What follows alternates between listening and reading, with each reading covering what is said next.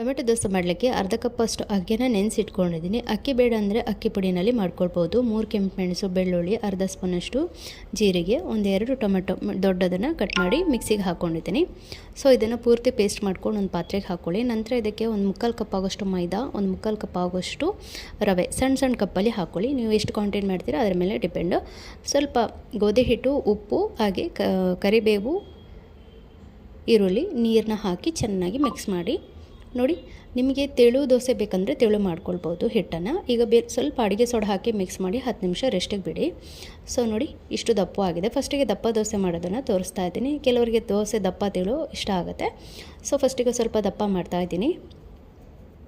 So ಈಗ ಮೇಲ್ಗಡೆಯಿಂದ ತುಪ್ಪ ಅಥವಾ ಎಣ್ಣೆನ ಸವರ್ಬಿಟ್ಟು ಈ ರೀತಿ 2 ಸೈಡ್ ಚೆನ್ನಾಗಿ ಫ್ರೈ ಮಾಡ್ಕೊಳ್ಳಿ. ಸೊ ನೋಡಿ, ಈಗ ಹಿಟ್ಟನ್ನು ತೆಳು ಮಾಡ್ಕೊಂಡಿದ್ದೀನಿ. ಈಗ ತೆಳುವಾದ ದೋಸೆ ಮಾಡ್ಕೊಳ್ತಾ ಇದ್ದೀನಿ. ನೋಡಿದ್ರಲ್ಲ, ಇವತ್ತಿನ ವಿಡಿಯೋ ನಿಮ್ಗೆ ಇಷ್ಟವಾದರೆ ಫ್ರೆಂಡ್ಸ್ ಆ್ಯಂಡ್ ಫ್ಯಾಮಿಲಿಗೆ ಶೇರ್ ಮೂಲಕ ಸಪೋರ್ಟ್ ಮಾಡಿ.